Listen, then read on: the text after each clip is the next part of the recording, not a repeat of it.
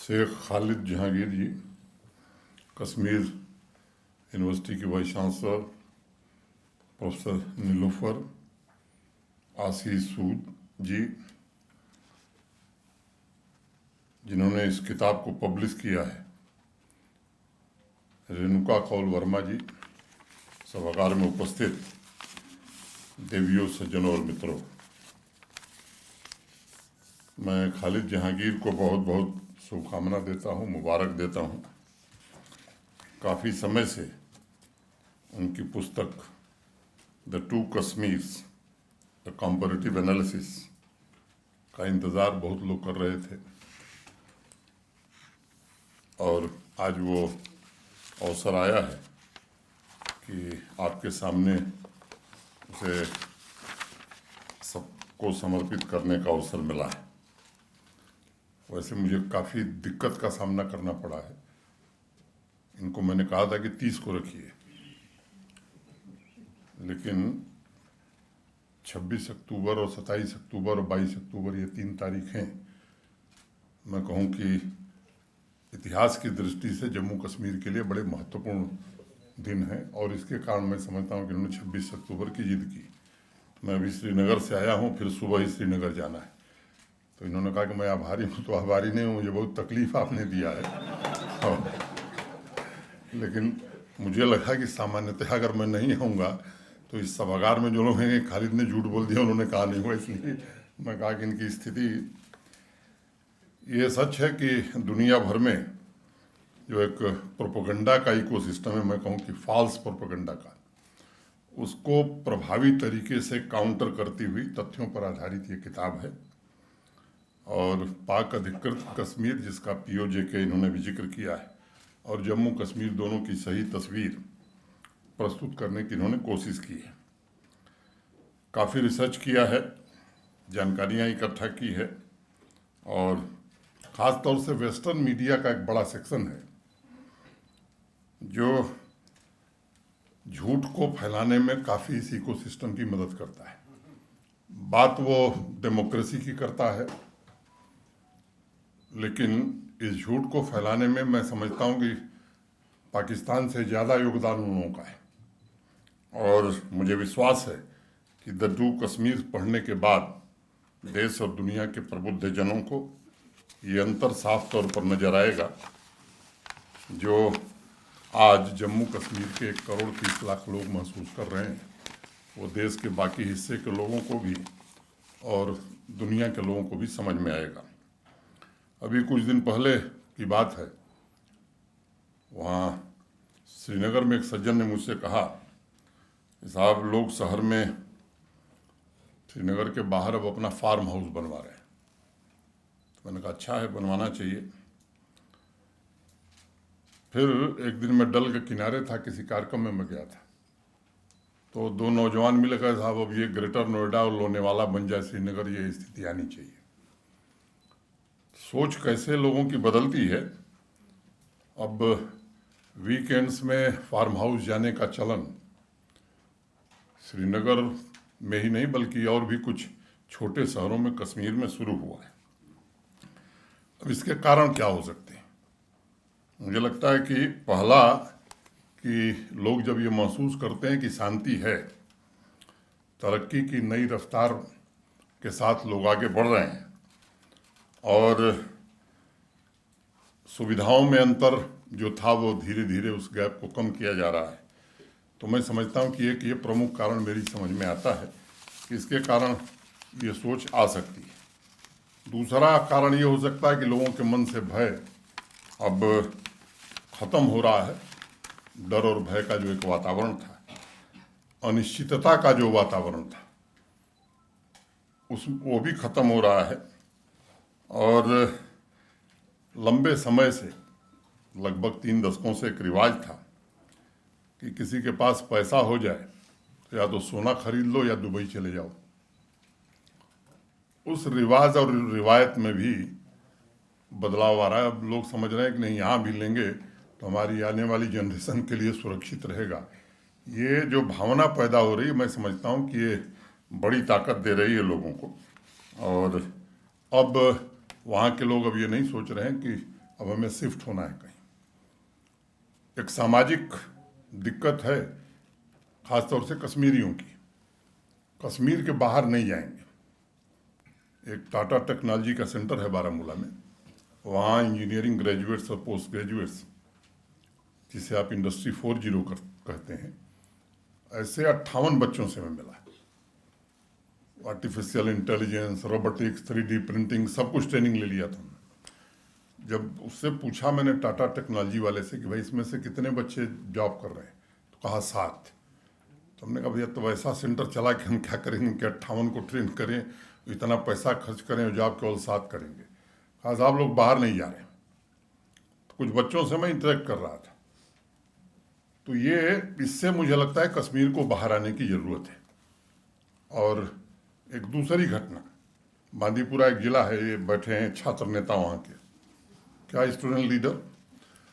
एक दिन मैं गया था वहाँ, तो वहाँ का जो डिस्ट्रिक्ट मजिस्ट्रेट है उसने एक जॉब फेयर किया था, रोजगार मेला लगाया। तो चेन्नई में एक मल्टीनेशनल कंपनी है, वो मोबाइल सेट बनाती है। तो डीसी ने मुझसे कहा साहब आप भी एक आध लोगों को कह दिए, मैंने भी 2-3 लोगों को कहा था। तो वो आया और वहाँ 18 लोगों को उसने नौकरी दिया, ज्वाइन करने गए 2। तो यहाँ जो प्रबुद्ध वर्ग बैठा उससे मैं निवेदन करना चाहता हूँ, कश्मीर में अवसर उत्पन्न हो, ये आवश्यक है, उत्पन्न करने की कोशिश की जा रही है। और मैं भरोसा देता हूँ कि वो अवसर धीरे धीरे, लेकिन उस तुरंत उपलब्ध हो जाएंगे ये संभव नहीं, उसमें थोड़ा समय लगेगा। लेकिन हमको बाहर निकल करके भी देखने की आवश्यकता है। एक दूसरी जो सामाजिक बुराई है जिसे मैं इधर महसूस किया, शादी की उम्र कश्मीर में बहुत बढ़ती जा रही है। और पता नहीं आप लोग इसके बारे में क्या सोचते हैं। ये जो 25-30 साल का जो कालखंड गुजरा है, आतंकवाद ने केवल लोगों की जान नहीं ली है, वहाँ की अर्थव्यवस्था खराब की है, बेरोजगारी बढ़ाने में उसकी मदद रही है, नशे के दलदल में ढकेलने में उसने मदद किया है। अब सामान्यतया जो एवरेज एज है शादी की वहाँ बच्चियों की, वो 32 साल हो गई है। और कहिए किसी से कहिए कि साहब शादी अब उम्र हो गई करो, तो जवाब देता है कि भाई पहले घर बना लें, सुरक्षित हो जाए। और सुरक्षित होने में बहुत लोगों का जीवन ही खत्म हो जा रहा है। ये एक ऐसी चुनौती है जिसे मुझे लगता है कि सबको मिल करके लड़ने की ज़रूरत है। पिछले कई वर्षों से एक माहौल ये बनाया गया था। मैंने एक दिन एक बात कही थी कि कुछ लोग ये कोशिश करते हैं कि यहाँ तब तक सब कुछ ठीक नहीं हो सकता जब तक पाकिस्तान के साथ आप नहीं जुड़ जाएंगे। ये वो लोग हैं जिन्होंने जम्मू कश्मीर को यहाँ पहुँचाया है, और मैं मानता हूँ कि वो ज़्यादा गुनाहगार हैं उन लोगों से जिन्होंने आतंकवाद से सीधे अपना रास्ता रखा है। ये ऐसे लोग हैं जो जानते हैं कि जब तक आतंकवाद एक certain level of violence, militancy, terrorism नहीं रहेगा तो दिल्ली में हमें नहीं कोई पूछेगा। मुझे लगता है कि इनको भी अब लोग धीरे धीरे समझ गए हैं और जान गए हैं। मैं खालिद साहब से केवल एक बात कहूँगा कि ढेर सारा आपने रिसर्च किया है, लेकिन जम्मू कश्मीर निश्चित रूप से POJK से कोई तुलना नहीं। मैं आगे अभी बताऊंगा, जो आंकड़े आपने दिए, आज मैं जहाज में ही पढ़ रहा था। लेकिन मुझे लगता है कि जितना पैसा भारत सरकार ने जम्मू कश्मीर को दिया है, अगर उसका सदुपयोग हुआ होता तो आज जहां हम हैं उससे कहीं बहुत ज़्यादा आगे रहे हुए। तो एक पत्रकार के नाते, एक आलोचक के नाते मुझे लगता है कि ये भी हमको ईमानदारी से लिखना चाहिए कि हम जहाँ पहुँचे हैं वो हमारे संतोष का विषय नहीं है। और ये ठीक है कि चूँकि तुलना आप कर रहे थे तो उसमें आप नहीं जाना चाहते थे। एक अमेरिका के पत्रकार हैं, मैं उनकी 2-4 लाइनें आपको उद्धृत करके सुनाऊंगा। वो अगस्त 2019 के पश्चात पाक अधिकृत कश्मीर पीओजे भी गए थे और पिछले महीने जम्मू कश्मीर भी आए थे। मेरी बहुत संक्षेप में मुलाकात उनसे हुई थी और उन्होंने लिखा है कि पाकिस्तान अपने नागरिकों से जम्मू कश्मीर के बारे में झूठ बोलता है। पाक अधिकृत कश्मीर और जम्मू कश्मीर की तुलना ही नहीं की जा सकती। यहाँ की अर्थव्यवस्था वहाँ की अर्थव्यवस्था के लिए, वो पत्रकार ने लिखा है कि जो शब्द प्रयोग किया है वह है मरणासन। उनकी चंद लाइनें मैं कोट करता हूँ। While Kashmiris under Pakistani control remain hooved by a moribund economy and suppressed by Jamaat-e-Islami extremism, Kashmiris in India have security, freedom, and thrive. Pakistan and the separatists and the terrorist groups it sponsors may say India denies Kashmir freedom, but reality increasingly suggests otherwise. Pakistan may claim to be the flag bearer for Kashmiris, but Indian Kashmiris' great leap forward economically, socially, and politically can only embarrass Pakistan. ये लाइनें मुझे लगता है कि ऐसी हैं कि इसको सुनने के बाद ये दोनों तरफ की आंखों देखी दास्तां बयां करती हैं। मैं समझता हूं कि स्थिति और बेहतर होती, मैंने पहले ही कहा। और जो पहली पुस्तक का जिक्र किया वीरेनु ने, वाई 370 मस्ट गो, तो उसमें मुझे लगता है यही आपने लिखा होगा कि और स्थिति बेहतर होती अगर ये पहले चली गई होती। मैंने पढ़ा नहीं वो किताब आपकी, यही लिखा है। अब ये सच है कि मैं उस विवाद में नहीं पड़ना चाहता हूं, लेकिन पिछले 2.5-3 वर्षों में मैं कह सकता हूं कि एक सामान्य आदमी के मन में एक धारणा बैठी है कि नहीं, सिस्टम काम कर सकता है।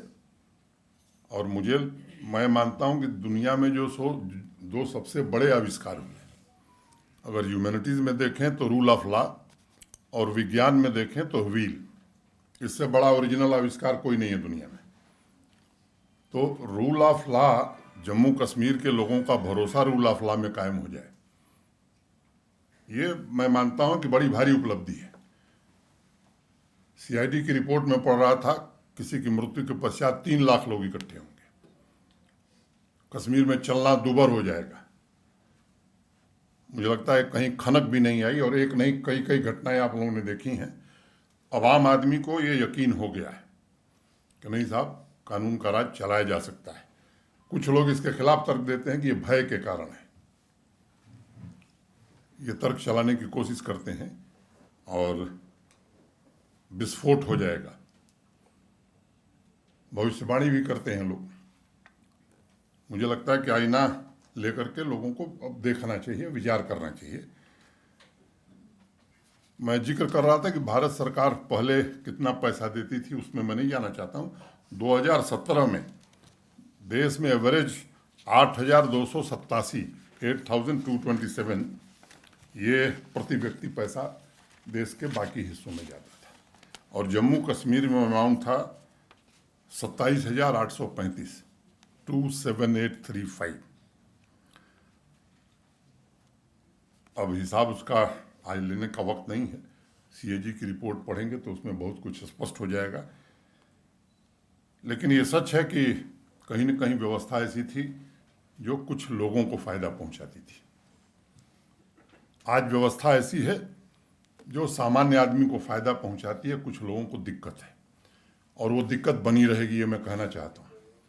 क्योंकि कोई भी सरकारी तंत्र या कोई भी गवर्नेंस का मॉडल, मैं मानता हूं कि जिसमें सामान्य आदमी को सुविधाएं मिलें, उसका जीवन स्तर सुधरे, वो चैन की नींद सो सके, गवर्नेंस का यही मॉडल अच्छा है। ये और लोकतंत्र की जो बात है, आपने अपनी किताब में लिखी है, तो लोकतंत्र हमें किसी से सीखना नहीं है, ये हमारी रगों में है। ये आज़ादी के बाद लोकतंत्र हमने नहीं हासिल किया या भारत ने संविधान बना दिया तो लोकतंत्र किसी का हमने। मुझे लगता है कि इस देश में लोकतंत्र तब था जब दुनिया में कहीं लोकतंत्र नहीं था, तो वो यहाँ की रंगों में है। और मैं समझता हूँ कि कश्मीर का आम नागरिक भी उस बात में यकीन करता है। पूरे पैसे अगर लोगों की भलाई के लिए खर्च किए जाएं तो और बेहतर इंतजाम किए जा सकते हैं। आंकड़े बताते हैं कि आतंक की फैक्ट्री बन चुके पाकिस्तान अधिकृत कश्मीर का पर कैपिटा बजट जो है वो $200 है और जम्मू कश्मीर का $950 है। मैंने लगभग आप कह लीजिए कि 5 गुना। 70 साल में जो कुछ बदला है वो अच्छा हुआ है। अब मैं कह सकता हूँ कि धीरे धीरे इंडस्ट्रियल इन्वेस्टमेंट आ रहा है, अमन चैन की तरफ जम्मू कश्मीर आगे बढ़ रहा है। सबसे ज़्यादा टूरिस्ट जम्मू कश्मीर में आ रहा है। 1 लाख करोड़ की हाईवे और टनल की प्रोजेक्ट जम्मू कश्मीर में चल रही हैं। मुझे याद है जब मैं गया था तो यहाँ तो कई लोग बैठे हैं, कुल 16 फ्लाइट आती थी और 16 जाती थी श्रीनगर से। आज 110 फ्लाइट, मैंने 55 आती है, 55 जाती है। आने वाले दिनों में और बढ़ने वाला है। जम्मू से आशीष जी का जम्मू बड़ा जाना होता था तो कोई ऐसा इंतज़ाम नहीं था कि सुबह चले गए तो शाम को दिल्ली वापस आ जाए, अब रात को भी आ सकते हैं। तो ये और कनेक्टिविटी का किसी भी रीजन के विकास में बहुत ही महत्वपूर्ण योगदान है। तो रेल कनेक्टिविटी भी अगले साल कश्मीर कन्याकुमारी से जुड़ जाएगा। रोड, रेल, एयरवेज और अब तो वाटरवेज की दिशा में भी हम लोग आगे बढ़ रहे हैं। श्रीनगर से गांदरबल लोग पहुंच गए त्यौहार मनाने, तो उस पर और भी मुझे लगता है कि हम लोग कोशिश करेंगे। पुलवामा और शोपियां में बच्चे सिनेमा देख रहे हैं। श्रीनगर में काफ़ी भीड़ हो रही है और बाकी जगहों पर भी जल्द ही शुरू हो जाएगा। किसानों की आमदनी की मैं बात करूं तो पंजाब हरियाणा के बाद जम्मू कश्मीर तीसरे स्थान पर पहुंच गया है। ये 2-2.5 वर्षों की प्रगति है। ई गवर्नेंस में हम यूटीज़ की कैटेगरी में नंबर 1 हैं। राज्यों को देखें तो 5वें नंबर पर है, जबकि हमने बहुत देर से शुरू किया था। मुझे याद है जब मैं पहुंचा था 2020 में, 7 अगस्त को मैं गया था और 28 अक्टूबर मुझे बताया गया कि साहब अक्टूबर के अंतिम फ्राइडे को यहाँ से जम्मू रवाना होता है दरबार। तो 1 महीने काम नहीं होता था, लगभग 1 महीने। तो 28 अक्टूबर को मैंने देखा कि 217 ट्रकों पर फाइलें लदी हुई और ट्रक, मैंने पूछा, चीफ सेक्रेटरी थे उस समय सुब्रमण्यम, तो उन्होंने कहा साहब ये जम्मू जा रहा है। हमें कि 217 ट्रक फ्लाइट कहाँ साहब, ये महाराजा के ज़माने से। खैर मई में जब हम लोग आए तो फाइल नहीं आई, ट्रक नहीं आया। एक बड़ा रैकेट था, 2000 कमरे 6 महीने किराए पर लिए जाते थे। श्रीनगर में 1600 कमरे लिए जाते थे। जम्मू में अब पूरी तरह से ये ऑफिस फंक्शनल है। कुछ लोगों ने कहा कि साहब ये इकॉनमी बर्बाद कर दिया मनोज सिन्हा ने जम्मू की। ठीक है उनका, लेकिन मुझे लगता है 400 करोड़ रुपया सरकार का हमने बचा लिया। 25% ऐसे लोग थे जिन्होंने दफ्तर देखा ही नहीं था। अब वो सुबह भी हाजिरी है, शाम को भी हाजिरी, तब उनको मैं कैसे पसंद आऊँ? स्वाभाविक है। लेकिन मुझे मालूम है कि वहाँ के लोग यही चाहते हैं। और बुनियादी सुविधाओं के बारे में बहुत खालिद ने विस्तार से जिक्र किया, मैं उसमें नहीं जाना चाहता हूँ। अब जो पीओजे के है, कर्ज से डूबा हुआ देश, मैं समझता हूँ कि वहाँ न सड़क है, न अस्पताल है, न स्कूल हैं और अपने आवाम को, युवाओं को बुनियादी सुविधाएं भी वो नहीं दे पा रहे हैं। अब जो ये काम नहीं कर पा रहा है वो क्या करेगा?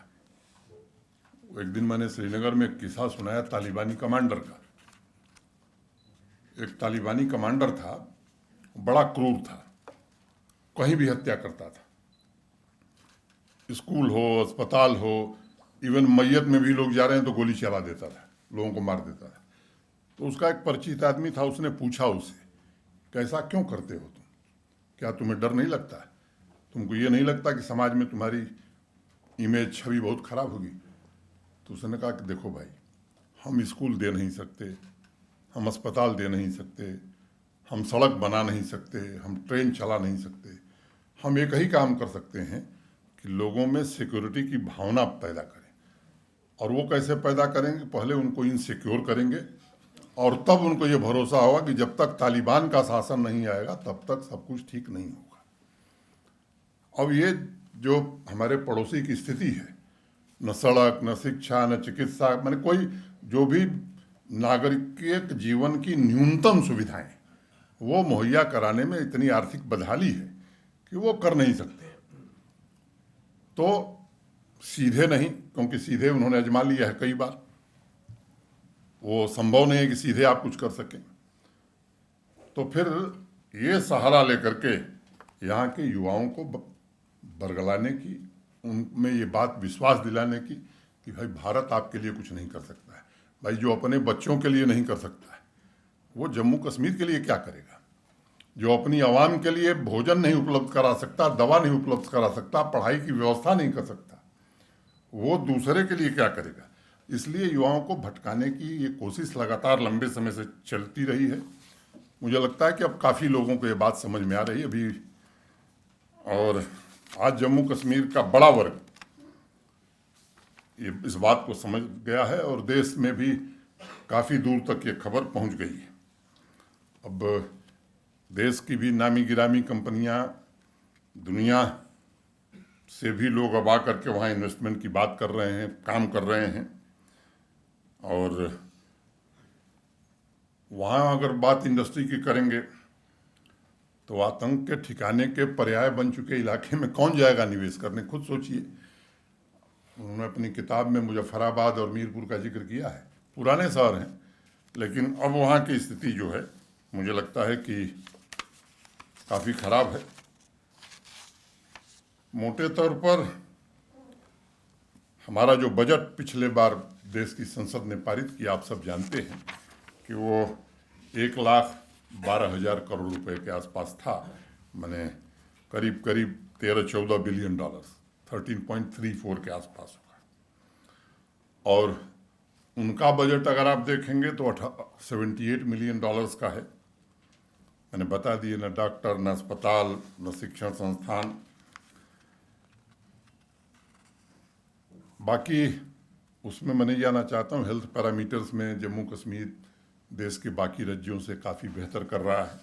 मैं कोरोना जब पूरे देश में तबाही मचा रहा था तब भी मुझे लगता है कि सेकेंड वेव जो सबसे ख़तरनाक मानी जा रही थी, उस समय भी ये स्थिति नहीं आई कि जम्मू कश्मीर में ऑक्सीजन सपोर्टेड बेड लोगों को न मिले। वैक्सीनेशन हो, लोगों के स्वास्थ्य की चिंता करने का सवाल हो, मैंने सबसे पहला स्टेट या यूटी में कह सकता हूँ जिसने अपने सभी नागरिकों को 5 लाख रुपए का इंश्योरेंस कवर दिया। अब एक और राज्य भी आ गया है और प्रतिदिन 2 करोड़ रुपए इस स्कीम पर हम खर्च कर रहे हैं नागरिकों की दवा के लिए। अब किसान, हमारा नौजवान, जब जाइए, आज ऐसी स्थिति है कि हर पंचायत में प्ले फील्ड बन गया है। कुछ पंचायतें हैं 5 या 6 जिनके पास ज़मीन नहीं है। इंडोर स्टेडियम हो, आउटडोर स्टेडियम हो, 2 लाख 3 लाख लोग स्पोर्ट्स में भाग लेते थे। पिछले साल 17 लाख, इस साल मैं उम्मीद करता हूं कि 35 लाख निश्चित रूप से हम क्रॉस करेंगे। डाउनटाउन में भी 3,000 लोग अब स्टेडियम उद्घाटन में आते हैं और कहते हैं साहब एक और स्टेडियम बना दीजिए। अब मक्का की बजाय एग्जॉटिक वेजिटेबल पैदा हो रहा है और विदेश भी जा रहा है। वो हैंडीक्राफ्ट, विलेज कॉटेज इंडस्ट्री हो, इसको रिवाइव किया जाए, इसके लिए प्रयास किया जा रहा है। महिलाओं को मैं समझता हूँ कि बड़ा समृद्ध इतिहास जम्मू कश्मीर का रहा है और बीच के कालखंड में निश्चित रूप से मुझे लगता है किन्हीं कारणों से कश्मीर की बहनें, माताएं, बच्चियां पीछे हो गई। लेकिन मैं देख रहा हूं कि अब वो युग फिर शुरू हो गया है। जिस यूनिवर्सिटी के कन्वोकेशन में मैं जाता हूं, वो कश्मीर यूनिवर्सिटी हो, इस्लामिक यूनिवर्सिटी हो, जम्मू यूनिवर्सिटी हो, 70% गोल्ड मेडल बच्चियां लेके जा रही। और जो सेल्फ हेल्प ग्रुप में महिलाएं काम कर रही हैं, मैं देखता हूं जो उत्साह है, जो हुनर है उनमें, मैं कह सकता हूं कि वहाँ की सामाजिक और आर्थिक व्यवस्था दोनों को बदलने में वो सक्षम हैं और निश्चित रूप से पूरा करेंगी। ई श्रम की रैंकिंग में जम्मू कश्मीर को बेस्ट अवार्ड मिला है। स्टार्टअप इकोसिस्टम में भी परफॉर्मर की श्रेणी में हम आ गए हैं। 8,000 9,000 प्रोजेक्ट पूरे होते थे, अब हम 50,000 से ऊपर प्रोजेक्ट पूरे कर रहे हैं। फाइनेंशियल ट्रांसपेरेंसी रहे, इसके लिए हर कोशिश की गई है और अब मैं समझता हूं कि निश्चित रूप से बहुत जिम्मेदारी से बात मैं कहना चाहता हूं कि देश के किसी राज्य से आप तुलना कर लीजिए, हम बेहतर ही होंगे ट्रांसपेरेंसी में, किसी राज्य से। तो ये कोशिश की जा रही है। वंचित वर्ग के साथ जो भेदभाव था, महिलाओं के साथ जो भेदभाव था, वो 5 अगस्त 2019 के बाद समाप्त हो गया है। खालिद साहब ने उसका भी जिक्र किया है। पाकिस्तान की टेरर इंडस्ट्री ने युवाओं को गुमराह करने के लिए जो प्रोपेगेंडा टूल और एक वेल ऑयल्ड इकोसिस्टम का इस्तेमाल किया था, उसकी पोल खोलने का भी इन्होंने काम किया है। लेकिन अब वो बीती हुई बात हो गई है।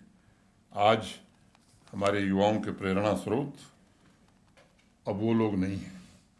मुझे लगता है कि वुशु में हमारी बच्ची वर्ल्ड चैंपियन होती है, सादिया तारिक, तो अब जम्मू कश्मीर के बच्चे और बच्चियां उससे प्रेरणा ले रहे हैं। फुटबॉलर दानिश फारूक है, अब उसको लोग अपना रोल मॉडल मानते हैं। उमरान मलिक अगर क्रिकेटर है तब उसको लोग रोल मॉडल, ऐसे 2-3 नाम मैं ले रहा हूँ, ऐसे सैकड़ों नाम मैं गिन सकता हूँ। फीफा स्टैंडर्ड का अभी स्टेडियम श्रीनगर का बन करके तैयार हुआ है और जम्मू के नौजवानों के लिए भी इंटरनेशनल क्रिकेट स्टैंडर्ड का स्टेडियम बनकर तैयार हुआ है। नए टैलेंट की कमी नहीं है और हर फील्ड में मुझे लगता है कि जम्मू कश्मीर के लोग अपनी स्थिति का एहसास दिला रहे हैं। श्रीनगर में कुछ लोग आए थे, पर्टिकुलरली मोस्टली यूएई से थे, कुछ अरब से थे, ऐसे 30 लोग थे और एक बिजनेस समिट थी, उनसे मैं चर्चा कर रहा था। तो वही पीओजेके के एक निर्वासित पत्रकार हैं, लेखक हैं अहमद अयूब, कुछ लोगों ने उनका लेख पढ़ा होगा। तो उन्होंने एक लेख लिखा, कई अखबारों में छपा। उसमें मुझसे उनकी अपेक्षा थी कि जम्मू कश्मीर के विकास की सभी योजनाओं में अब पाक अधिकृत कश्मीर को भी शामिल कर लीजिए। ये वहाँ के जनता की आवाज़ है। वो चाहती है वहाँ की जनता के भारत के प्रधानमंत्री जम्मू कश्मीर के साथ साथ पीओजेके के लोगों का भी ख्याल रखें। और उन्होंने लिखा था कि गरीबी पिछड़ेपन की मार से त्रस्त लोग जम्मू कश्मीर की तरक्की से हैरान हैं और चाहते हैं कि वो भारत का अंग बने। किसी ज़माने में पुलवामा की चर्चा दूसरे कारणों से होती थी।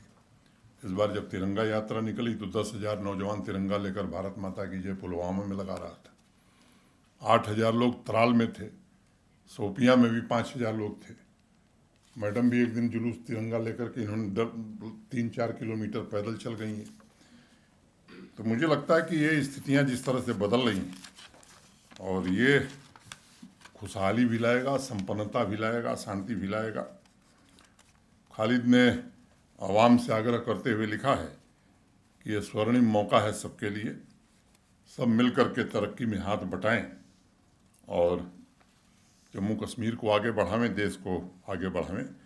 मैं पुनः एक बार दुनिया के सामने नए तथ्य, नई जानकारियां रखने के लिए खालिद साहब को बहुत बहुत बधाई देता हूं। मैं समझता हूं कि देश के सभी युवाओं को, अलग अलग विचारधारा के लोगों को भी ये पुस्तक जरूर पढ़नी चाहिए।